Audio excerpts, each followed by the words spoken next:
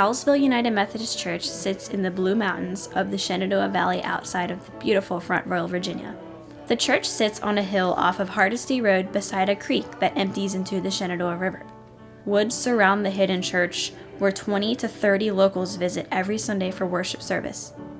We've been coming here together for about 40 years. Since I was old enough to walk from my house down the road to this church. I was not quite 7 years old. Howellsville United Methodist Church was organized around the year of 1832, but did not have a church building of its own until 1848. According to an old deed recorded in the Warren County Courthouse, a plot of ground was purchased at this time in March of 1848 from John W. Rose for the sum of $10. The church foundation was built of native rock. The logs for the walls were drug out of the woods with mules. All logs were hand-hewn and put together by local artisans of the congregation and people of the neighborhood. It had to have been stone because there couldn't have been no cinder block back then. It didn't have the siding on it like it's got now. It was just the old pine siding. And later on, there was a weatherboard. They put weatherboard over, which is just a flat board, and they painted it white. It had only one door in the front and one window in the back of the structure. Didn't have no modern conveniences in it at all. It was illuminated with coal oil lamps attached to the walls in old-fashioned iron brackets. Didn't have electric back when they first built it. Howellsville was originally heated with a stone fireplace. The fireplace was later replaced with a stove in the middle of the church. Coal or wood, and it went right straight up. And I used to come down and build a fire in it. And another change here, the old stove was knocked out. We put in the 80s, this stove, this heat here was. And that was better too than have to carry wood or whatever. There was no air conditioning. We had little paper fans. The fans came from mostly the funeral home. They came from in Front Royal. The balcony, pilasters, and pews are all made of pine. The altar area was built uniquely with a high pulpit so that the pastor could be observed from both the balcony and the main floor of the church. The pulpit area portrays an admirable work of cabinet making, all done with hand tools. God's eyes were shaped into the wood and appear as diamonds. The eye of the Lord is looking back. One's looking forward, one's looking back, and on the side, they're all the way around. Willie teased me about the God's eyes on the pulpit here. Because I said to him one Sunday, I said, well, those are God's eyes. I said, they're looking at the congregation. He says, yeah, but there's one looking back at you. And the curtains, those are new curtains too. Brenda had those made. New curtains, because we had changed when I first came in '95. There were the beautiful red velour curtains. At some point it went to just plain draperies. And where you see the picture of Christ, there was holes all in the back of there. And they eventually did plastered it, did everything that had to be done to it. I would come in some mornings and there's a great big hump of plaster and I fell down here on the floor, white plaster. And I put in the ceiling myself. I put the fan in and that light over the pulpit. I think this is the same carpet that we've always had. There have been several remodeling experiences since the beginning. There's supposedly some cannon holes in the foundation, and that's why it was refaced. When we came, the benches were straight across. We didn't have cushions either when I was a kid. They had a straight back. And Reverend Trimble said they were so hard to get in and out of, he had someone to come in and curve them out like this. Where the stove is, there was a pew there. Back years ago, it had two brackets on each side and it had a burgundy curtain that drawed, split in the middle. We would all go back behind that curtain for the programs that we did, and then they would open them and blop, there we were. Howellsville United Methodist Church unfortunately closed in 1938. The church was placed on Linden charge in 1948, but happily reopened 10 years later in 1948. I was up here when they reopened the church in 1948 with my mother. The church was closed down here for a while and the cemeteries growed up stuff, half houses in here. We cut it and piled it in brush piles and burned it, kept cleaning the cemetery off. This hall here is the biggest change I've ever seen. When we came here, it was just this right here. I know the fellowship hall was added by Smokey Oliver and his family back in the early 80s. I was a part of it, was building an addition on the bathroom. We didn't have no bathroom. And that's when the outhouse was taken out or moved back over out of the way because they added bathrooms. If you put a bathroom in, you gotta have somewhere where the water runs. We put the line through a big metal pipe under the road and it goes over to the other side. So that's the way we got our septic field in, got our bathroom. And that was that was very nice because you don't have to go out to the bathroom in the snow. We did that through Reverend Trimble's.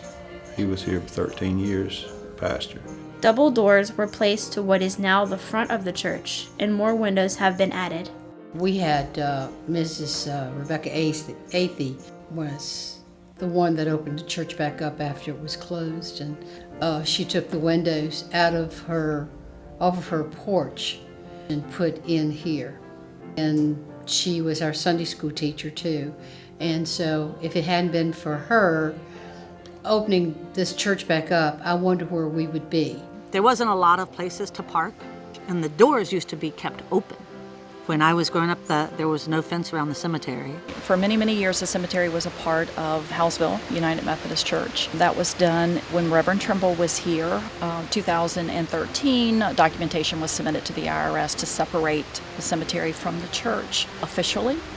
And the reason behind that is in the event that if this church should ever close up, that we would be able to come in and take care of the cemetery. In 1962, a former member, James A. Berry, left the church some money in his will, and the church cemetery was restored.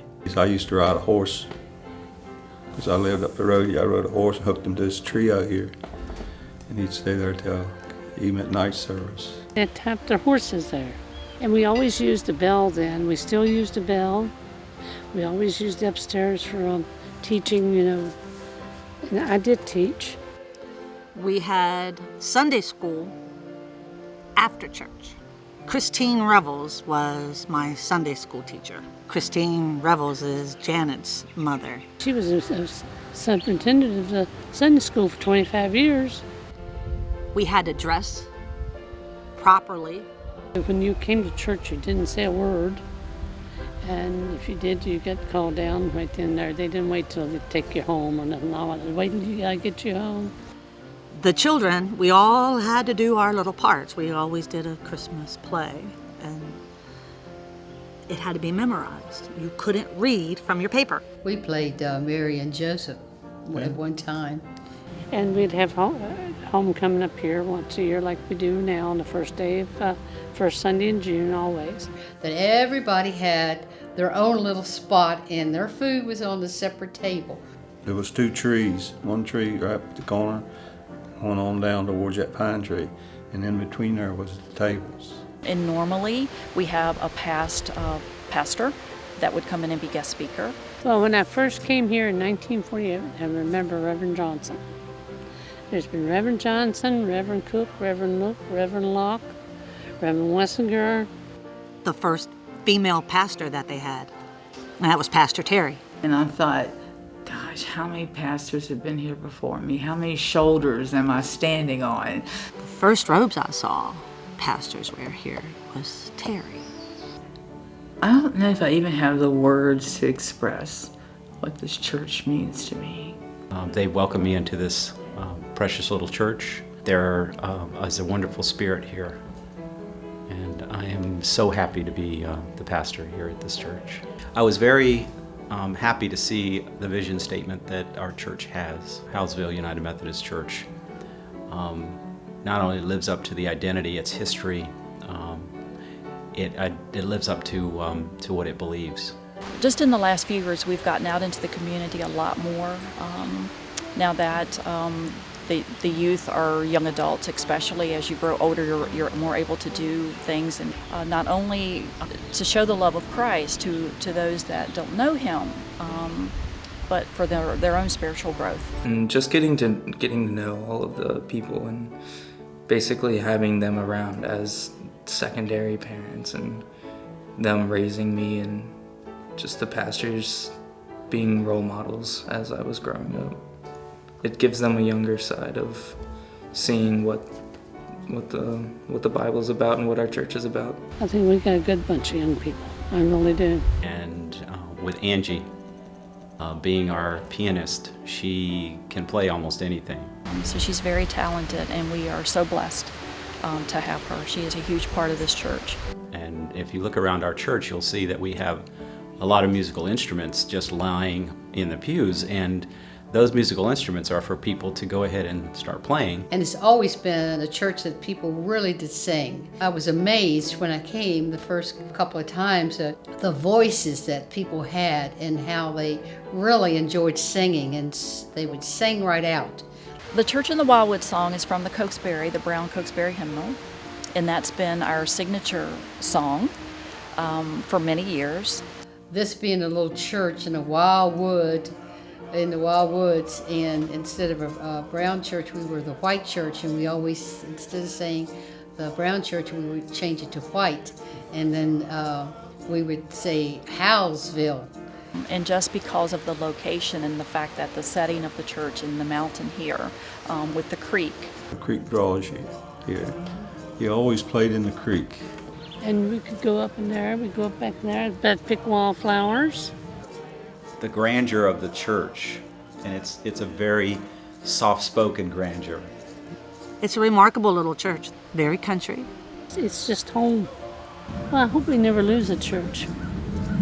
This closing of Happy Creek Church, our sister church in 2011, was kind of like made us realize that it does happen, it can happen, and it does happen. I wouldn't be going to church probably if this church wasn't here. God has meant for this church to be here. This whole congregation is very friendly and welcoming.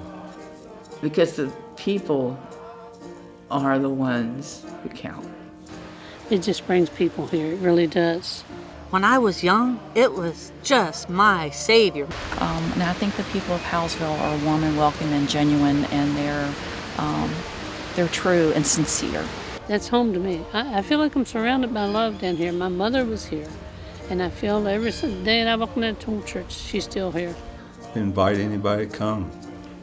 We love everybody. Just come on to the little Howellsville Church back here in the mountain.